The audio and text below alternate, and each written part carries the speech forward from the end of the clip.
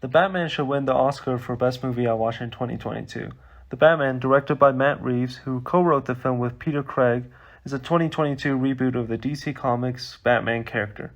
While from what I know, a superhero film has never won the Best Picture Academy Award, and even more so, only 2 superhero films have even been nominated for the award, Black Panther and Joker, I think that the Batman would have a good chance of breaking this trend.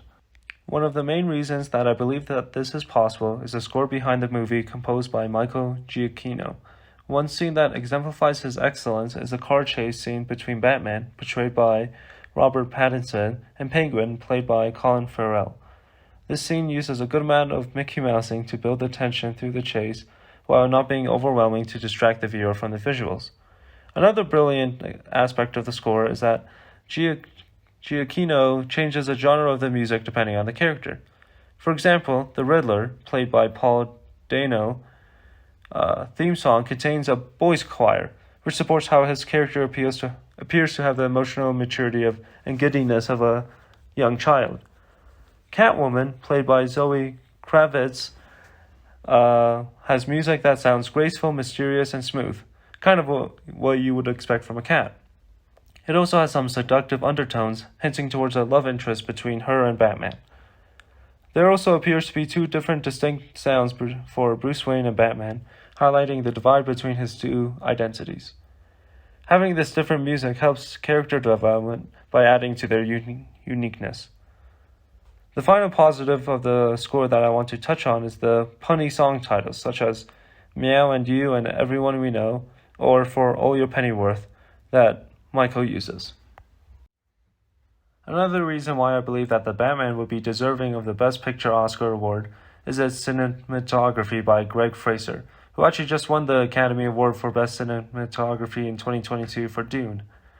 The dark visuals are a common aspect of the Batman genre, but despite the dark lighting, the viewer is still able to take everything in the scene because of the thoughtful camera angles. For example, in the opening fight scene with Batman, the camera angle changes often, helping the viewer keep in mind how Batman is surrounded by the gang members, all the while never breaking the 180-line rule, to keep the transitions from being jarring. Or the lighting in the scene, furthermore, appears to be what you would expect from a train station, such as the orange fluorescent light or the outdoor lighting seeping in from the exit, which helps with the realism. Fraser appears to be this thoughtful in every scene, allowing the dark themes to resonate throughout the movie, while not being straining for the viewer and trying to figure out what is on the screen. Obviously, the fight choreography is what the movie excels at. This is highlighted in the club scene, where Batman fights his way towards meeting Penguin. The use of different props and different levels keeps the fight scene from being stale, instead being fresh and entertaining. Instead of being a continuous repeat of Batman punching a bad guy in the face, the props and different levels add a uniqueness to the fight scene. The subtle change in the lighting, furthermore, from the yellow to red when Batman starts fighting, also helps establish a violent mood of the scene, which red often represents. Another aspect of the fight scene that I enjoyed was that it showed that Batman felt pain when he got hurt from some of the hits. This helps humanize him and adds to the tenseness, helps make the scene more tense, as it shows that Batman is not invulnerable, and instead he could potentially get hurt from those bar bouncers. Costume designers Jacqueline Doran, David Crossman, and Glenn Dillon also deserve credit for making Batman, Catwoman, and Riddler costumes that do not seem tacky, and instead do indeed appear to change the look of the person wearing the costume.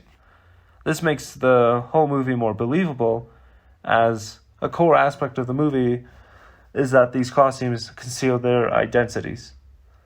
However, perhaps the most impressive work from these 3 is the complete transformation of Colin Farrell to his character of Penguin.